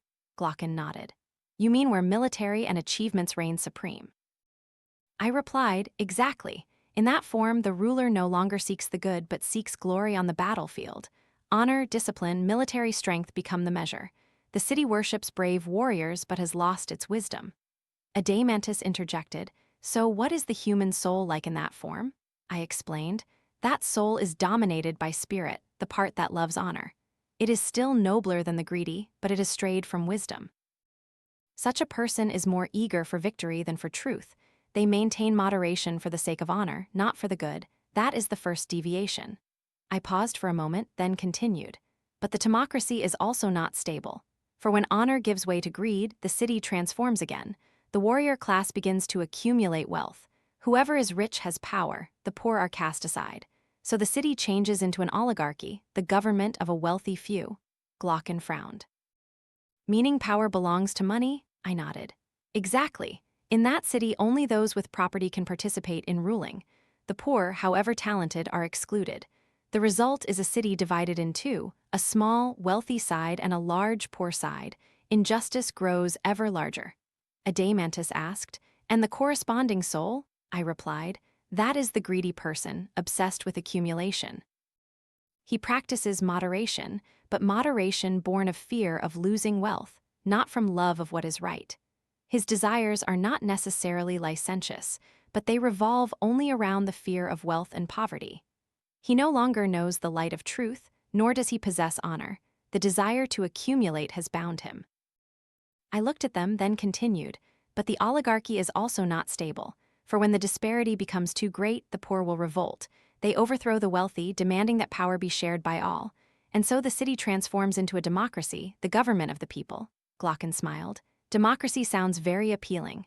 Everyone has freedom there. I also smiled, but with a touch of bitterness. True, freedom is the soul of democracy, but it is also a slippery slope. For when everyone wants to live according to their own will, there is no longer any respect for discipline. The city transforms into a brilliant but chaotic picture. Each person chooses their own lifestyle. One is intoxicated with wine, another immersed in superficial knowledge. Another pursues money, power. All coexist. No one tolerates anyone else ruling. Absolute freedom quickly turns into disorder. Adeimantus slowly asked, "And what is the democratic human soul like?" I replied, "That is a dissolute soul. Today it pursues one pleasure, tomorrow another. It worships freedom to the point of refusing to listen to reason or respect honor. It is colorful but lacks stability. It imagines itself happy, but is in fact fragmented by countless desires." I lowered my voice, and then from democracy, the city slides down to the final, darkest step. When freedom becomes excessive, chaos arises. The people crave a strong leader to quell the disorder, to protect them. And so, from within democracy, a populist leader emerges. Initially, he promises to be the people's protector, but gradually he turns into a tyrant. The city enters the most brutal regime tyranny. Everyone sat silently. I knew that to speak of tyranny, I would need a longer explanation. But first, I wanted them to grasp each step from ideal to abyss. I looked at them and said, "Imagine a democratic city.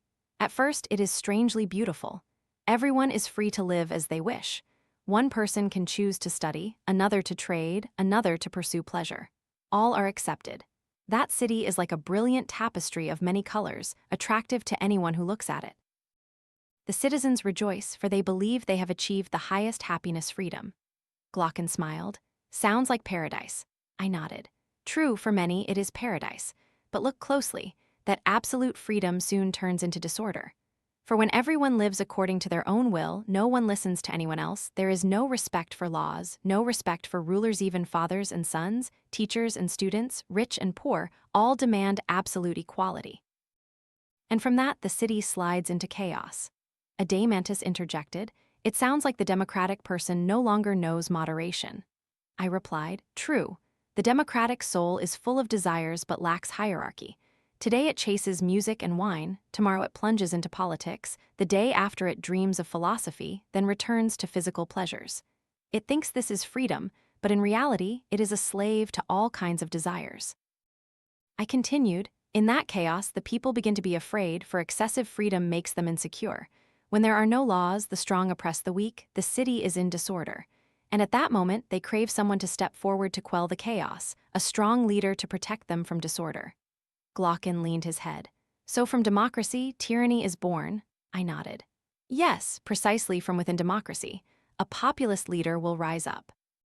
Initially, he pretends to be a friend of the people, promising to protect them, to oppose the wealthy. He is acclaimed, given power, but once power is in his hands, he is no longer a friend but a master. He uses his own army to eliminate opponents and gradually turns into a tyrant." Adeimantus frowned. "Why would the people allow that to happen?" I replied, "Because they are afraid. Afraid of chaos, afraid of losing freedom. And it is in that fear that they agree to surrender their freedom to someone who promises order. But they don't realize that from then on, they are merely exchanging chaos for chains. The tyrant, initially loved, eventually becomes a spreader of terror." I lowered my voice. "What is the tyrannical soul? It is a soul enslaved by the lowest desires. He knows no moderation, no honor, and certainly no truth. His desires are boundless, especially the craving for power and dark pleasures. He is a slave to himself, and from that enslavement, he drags the entire city into chains." Glocken whispered, "So the tyrant is the most unhappy, even though he rules all." I smiled bitterly. "True. Outwardly, he has absolute power, but inwardly, he is a slave. He must suspect everyone, live in fear, with no true friends, only flatterers and enemies around him. His soul rots, tormented by insatiable desires. The ideal city gradually slides down to Timocracy, where honor reigns, then to oligarchy, where wealth rules, then to democracy, where freedom is excessive, and finally to tyranny, where fear and desire dominate. That is the cycle of decay, and each form of government reflects a type of soul. No one escapes that law, unless they are guided by the light of the good." I looked at them and said, "Let me tell you in more detail about the tyrant so you can see how truly miserable his soul is. He is not a strong person as he appears, but the weakest because he cannot control himself. Recall that the soul has three parts: reason, spirit, and appetite. In the just person, reason rules, spirit assists, appetite obeys. In the tyrannical soul, that order is reversed. The lowest desires sit on the throne, while reason is cast down into slavery. He no longer knows moderation, no longer listens to honor, he is merely torn apart by boundless desires. Glocken softly said, meaning that person is always hungry even if he has everything. I nodded. Exactly. He is like a monster in a dream with a bottomless stomach. He craves one thing after another: money, power, pleasure, blood. But each time he satisfies a desire, dozens of others arise. He becomes a prisoner of himself. I continued, and he drags the entire city into chains. At first, he appears as a friend of the people, promising to protect them from injustice. The people give him power. Then he asks for a bodyguard to protect himself from enemies, but in reality, it's to control the people. Step by step, he eliminates opponents, exiles, or kills the talented. He uses fear to rule the people who once cheered him on, now they become slaves. Adeimantus clenched his fist. So tyranny is the lowest form of city. I nodded. Yes, the lowest and the most miserable, for the people lose their freedom and the tyrant loses his very soul. He is isolated, without friends, only surrounded by flatterers. He suspects everyone, even his closest relatives. He must always be on guard against assassination, always afraid of losing his throne. Outwardly, he has absolute power, but inwardly, he lives in constant fear. I looked at them and asked, "Do you think the tyrant is happy?" Glocken shook his head. "Impossible. He has the appearance of power, but inside is hell." I smiled sadly. Exactly, and that is what I want you to understand. Injustice never brings happiness. Whether at the city or individual level, justice is the health of the soul, injustice is its disease. An unjust city decays, an unjust soul is miserable. I emphasized, this chain of decline reflects the human soul. When reason rules, the person is just, like the ideal city. When spirit predominates, the person loves honor, like the Timocratic city. When greed reigns, the soul becomes oligarchic. When boundless desires spread, the soul becomes democratically chaotic. And finally, when the lowest desires dominate, the soul becomes tyrannical, the most miserable soul. Glocken mused, so from the light of justice, a person can fall into the darkness of tyranny. I replied, yes, that is the law. But also by understanding that law, we know how to preserve our own souls. Otherwise, any of us could become a prisoner of desire, like the tyrant. Outside, the night wind howled through the roof tiles like the sigh of an entire decaying city. I concluded, therefore, never think of justice as just an external law. It is the breath of the soul, the heartbeat of the city. When it is lost, no matter how much gold and silver, power, or boundless freedom one has, the outcome is only chaos and suffering. And no one is more miserable than the tyrant, a slave to himself. The entire room fell silent. I knew they had clearly seen the picture, from the ideal city to tyranny, from the just soul to the tyrannical soul. That path was not just a story of city-states, but the potential fate of every individual. Book 9. I looked at Glocken and Adeimantus and asked, do you still remember the path of decline from democracy to tyranny? From excessive freedom, a brutal desire rises up, seizing the entire soul. Let me describe that soul more clearly, the soul of the tyrant. I continued, in a democratic person, countless desires jostle for position. Today, he is intoxicated with music. Tomorrow, he drowns himself in wine. The day after, he pursues politics. Then he plunges into carnal pleasures. But amidst this crowd of desires, a dark, fierce seed often appears in dreams when reason sleeps. These are brutal desires, forbidden cravings, incest, murder, absolute power. In an ordinary person, reason and spirit suppress them. But when the soul loses moderation, that seed flares up and seizes the throne. And so, from the democratic person, a tyrant is born. Glocken recoiled slightly. I continued, imagine that tyrant. His desires are boundless, nothing can satisfy them. To feed them, he steals from his parents, betrays his friends, destroys the city. He manipulates the masses, promising to protect them, then turns them into his tools. He no longer knows friendship, no longer knows kinship. He is a slave to himself, bound in the chains of desire. Adeimantus asked, meaning he is more unhappy than anyone else? I nodded. Exactly. He lives in constant fear. He suspects everyone, even his closest associates. He must always maintain a bodyguard, always seek to eliminate those more talented than himself. Outwardly, he has absolute power, but inwardly, he is lonely and trembling. I paused, then asked, what about the just person? Is the just soul a slave to any desire? No. Reason rules, spirit supports, appetite obeys. That is a free, orderly, harmonious soul. The tyrannical soul, however, dominated by base desires, is an enslaved soul. So who is happier, the free person or the enslaved person? Glaucon smiled. No need to answer, it's clear. I nodded. True, but we won't stop here. For there are still many, like Thrasymachus, who think that injustice brings profit, while justice is merely a burden. So we must prove to the very end that the just person is happier than the unjust. I began comparing types of pleasure. Remember, the soul has 3 parts, so there are also 3 types of desires. The desire for knowledge, belonging to reason, the desire for honor, belonging to spirit, the desire for material pleasure, belonging to appetite. Each type of person will believe their pleasure is the greatest. The lover of knowledge will say understanding is the happiest. The lover of honor will say victory, being praised, is truly valuable. The greedy person will say wealth, wine, and carnal pleasures are happiness. But who is the right judge? Adeimantus immediately said, perhaps the philosopher, for he has tasted all 3, and his soul has reason as its measure. I smiled. Precisely. The lover of knowledge not only knows the happiness of learning, but has also known the pleasures of honor and physical desires. But one who only knows material pleasures has never tasted the joy of truth. Therefore, only the philosopher has the right to judge. And the philosopher will say that the pleasure of reason is the highest, most enduring, and most real. Glaucon nodded. I continued, the pleasure of honor still has a certain nobility because it relates to the spirit. But the pleasures of the flesh, of power, of wealth, those are mere illusions. They are fleeting, always leaving behind hunger. The tyrant, though he enjoys everything, always feels lacking because he does not know the good. Conversely, the just person, through reason, enjoys the deepest joy, the joy of touching truth. I paused, then slowly concluded. Thus, we have the first proof. The just soul is free, while the tyrannical soul is enslaved. The second proof.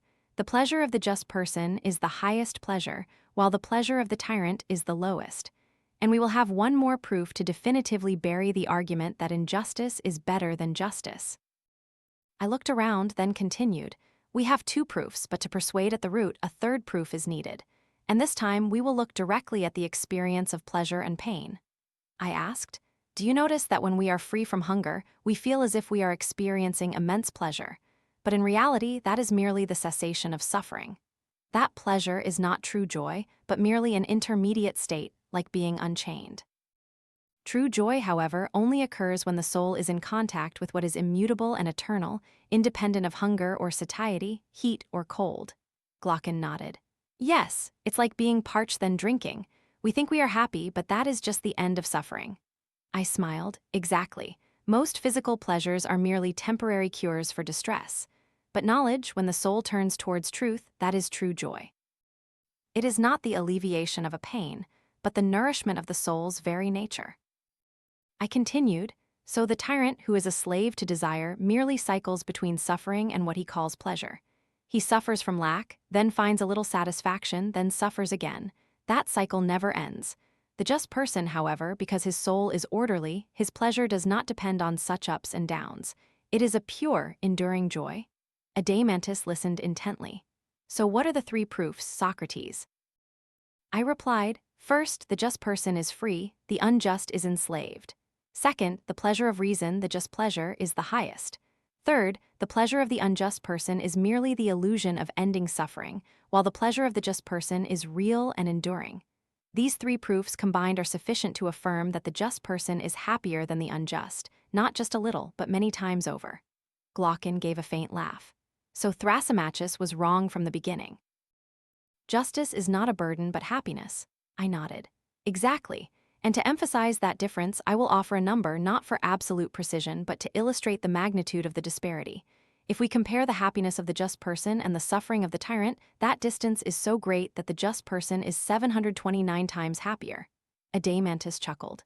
A strange number indeed. I smiled. True, it is symbolic, but it shows the absolute difference.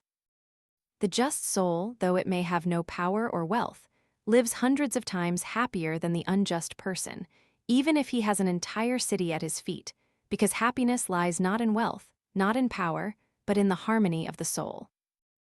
I paused for a moment, then slowly, imagine a tyrant in the night. He has palaces, soldiers, wealth, but he does not sleep peacefully because he fears rebellion, fears assassination. He trusts no one, not even his family. His soul is constantly as if consumed by fire, not a moment of peace. Is that happiness, or is it hell? Glocken sighed. So even if injustice brings the appearance of wealth, it is still ultimate suffering. I nodded. Exactly. And this is what I want you to remember. Justice is not only good for the city but also for every person. It is not an external law imposed from outside but harmony within the soul. Justice is the condition for a healthy soul. Injustice is its disease, and just as a sick body cannot be happy, an unjust soul can never be at peace. I looked at them, then slowly. You see, the tyrant has the appearance of power, but his soul is hell. He fears the very people who gave him power. He suspects the very guards he nurtures. He has no true friends, only flatterers for self-interest. He has no family affection because desire makes him betray even parents and children, and he is never at peace for a single day. That is the image of the most unjust, most miserable soul. Glocken nodded, his face pensive. I continued, meanwhile, the just soul is like an ideal city. Reason rules, spirit assists, appetite obeys, and all parts are in harmony. The just person needs no fear, is not tormented, is not torn apart by desires. He is free within himself, and inner freedom is true happiness. Adeimantus asked, so, can we say the just person is always happier than the unjust, regardless of circumstances? I replied, yes. Even if he is poor, beaten, even ridiculed, his soul remains clear and peaceful. The unjust person, though adorned in gold and silver, sitting on a throne, lives in panic. Therefore, happiness lies not externally, but in the order of the soul. I paused, then said with conviction, remember, we have proven 3 times. 1. The just soul is free, the unjust soul is enslaved. 2. The pleasure of reason is the highest, while the pleasure of base desires is the lowest. 3. What the unjust call happiness is actually just the cessation of suffering, not true joy. Thus, the conclusion is undeniable. Justice is not only useful but also lovable for its own sake. It is the condition for a happy soul, Glocken sighed. So Thrasymachus was mistaken from the beginning when he said injustice was profitable. I nodded. Exactly. He said injustice brings strength. But what strength when the soul is divided? He said injustice brings profit. But what profit when the unjust person becomes a slave to desire? Justice, on the contrary, brings true strength, the strength of a unified soul. I looked up as if to engrave the conclusion onto the sky. Therefore, justice is the health of the soul, injustice is disease. Justice brings happiness, injustice brings suffering, and if compared, the just soul is 729 times happier than the tyrannical soul. That number symbolizes the absolute distance, so we no longer doubt. Outside, the night was still. I saw Glocken's face light up, no longer skeptical as before. Adeimantus remained silent, but I knew in his heart the flame of justice had been kindled. I concluded, therefore, do not ask why one must be just. Justice is not for external rewards, but because it is the very nature of a happily living soul. Whoever lives justly is free, whoever lives unjustly is enslaved, and no slavery is more miserable than the soul of the tyrant. The room was silent for a long time, then Glocken gave a faint smile, as if a heavy burden had been lifted. Adeimantus nodded, his eyes firm. They had understood the question posed at the beginning, is justice lovable for its own sake? Now there was a definitive answer. Book 10. I leaned back, looking at my companions, then said, before we conclude, we must return to an issue we touched upon early on but haven't thoroughly resolved, poetry and imitative art. Glocken was surprised. Are you going to talk about Homer and tragedy again? Doesn't all of Greece consider them masterpieces? I nodded. True. And precisely for that reason, we must examine them carefully. For imitative poetry does not lead the soul to truth but leads it far away from it. I explained, imagine, there is an ideal bed, the bed that exists as an idea. The carpenter makes a bed out of wood, that is the first copy. The painter draws that bed, that is the second copy.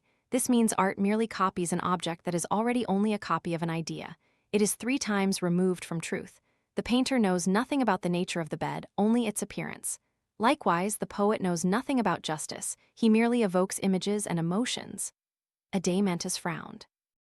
But poetry moves us, it makes us love justice and hate injustice. I replied, True, but it does so by stirring up the lower parts within us, tears, resentment. It does not nourish reason but indulges appetite. When we hear tragedies, we weep and lament with the characters. We let our hearts sink into pity, and then we carry that habit into life, letting emotions dominate instead of reason. The ideal city cannot allow such art to prevail. I added, therefore, if a poet wishes to remain in the city, he must praise the true good and beauty, not indulge emotions. Otherwise, he must leave. Even if he is a great Homer, we must choose either justice or the fascination with false images. Glocken sighed. You speak very sternly. I replied, sternly but necessarily. Our souls are weak, easily enchanted by beautiful words and ideas, but if we let art lead us astray, we will get lost in darkness. Philosophy is an arduous path, but it is the path to light. I move to another point, and to see more clearly why justice is lovable, we must prove that the soul is immortal, for if the soul dies with the body, all our arguments might just be a game. But no, the soul cannot be destroyed. Adeimantus was curious. How do you intend to prove that? I replied. Think of evil. Evil makes the soul unjust, but it does not kill the soul, just as disease weakens the body but does not kill it immediately. Evil also cannot destroy the soul. The soul still exists, merely distorted. And because it is not destroyed by that which is contrary to it, it must be immortal. Glocken nodded. And I continued, if the soul is immortal, then a just life brings happiness not only in this life but also in the next. And for you to believe that, I will tell a story. I recently heard the story of son of Arminius, a warrior. The room suddenly became utterly silent.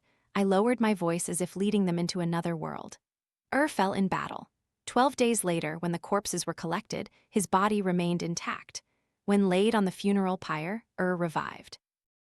He recounted that his soul had left his body and gone through a strange journey. Glocken's and Adeimantus's eyes shone brightly. They sat closer, eager to hear the myth.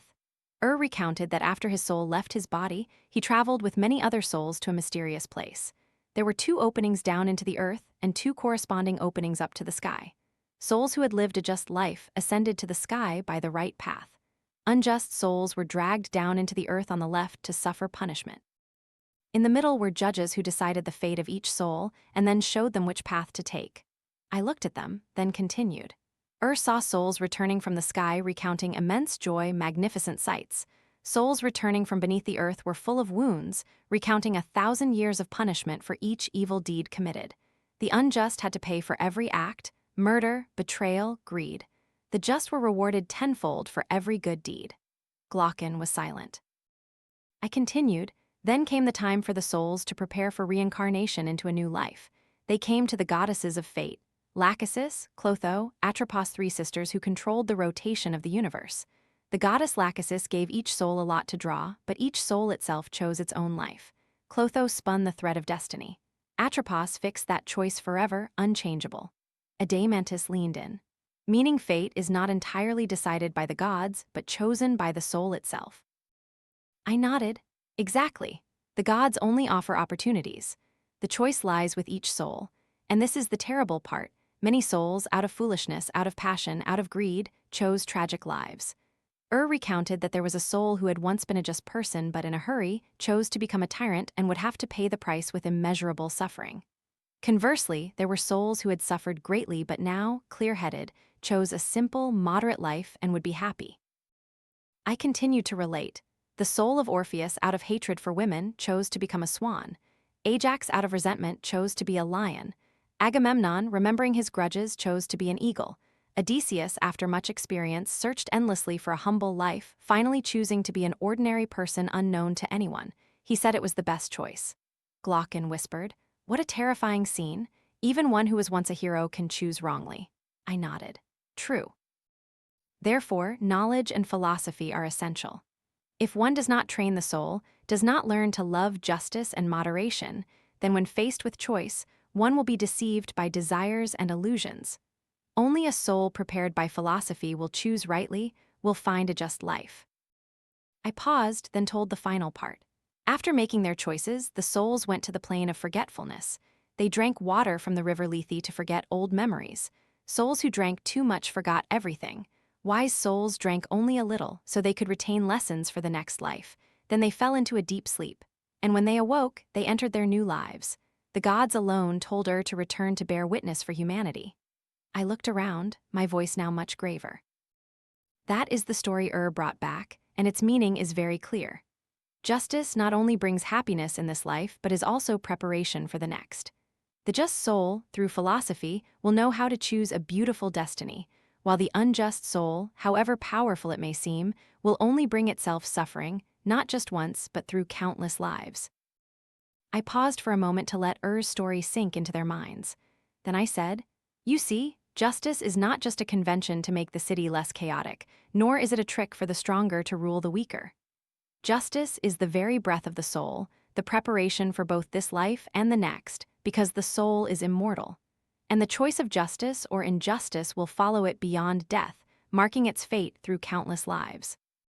Glaucon whispered, "So the fate of each soul is not imposed by the gods but chosen by itself." I nodded. "True. The goddesses only offer opportunity. The choice is in our hands. Those who lack knowledge, who lack training, will choose wrongly. They are blinded by desires, choosing brutal or frivolous lives, then bringing suffering upon themselves. But those who have learned to love justice and moderation, those who have let reason lead the way even in that momentous instant, they will choose rightly, and that choice itself creates eternal happiness."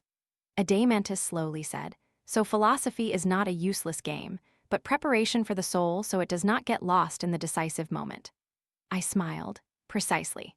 Philosophy is training the soul to turn towards the good so that when the time comes, it knows how to choose justice.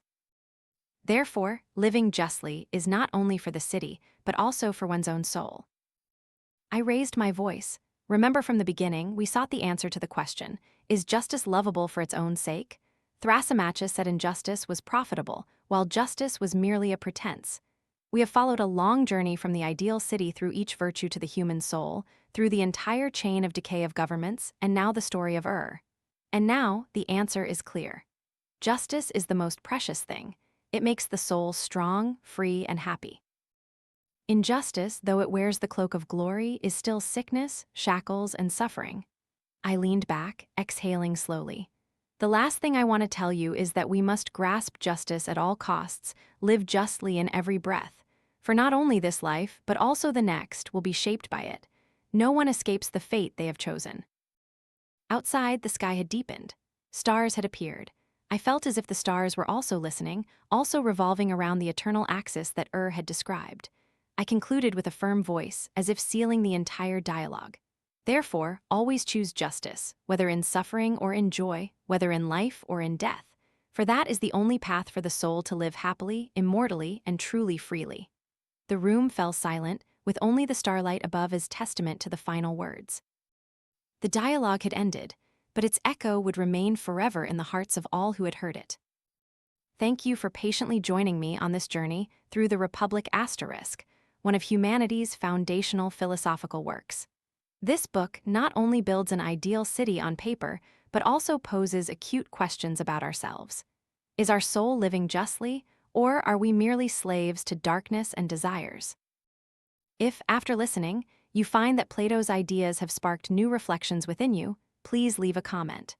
Don't just rate the content with simple praise or criticism, but try to share which part surprised you the most, which concept puzzled you, and whether you agree with the argument that only philosophers are fit to rule. Your thoughts will continue to enliven this dialogue, as if Socrates were still sitting before us. And if you wish for me to embark on another book with you, please suggest one. It could be another philosophical work to continue questioning the foundations of life, or a novel where, through story, we see human tragedies and possibilities. Or a book on science, economics, psychology, anything that can open new doors for the mind and heart. Every suggestion, every comment is not just feedback, but a contribution to a community of people who want to read deeply, think carefully, and live meaningfully. I look forward to hearing your voice so that this literary journey becomes a shared dialogue, not just between Plato and Socrates, but among all of us today. Thank you for listening. And now, goodbye and see you again.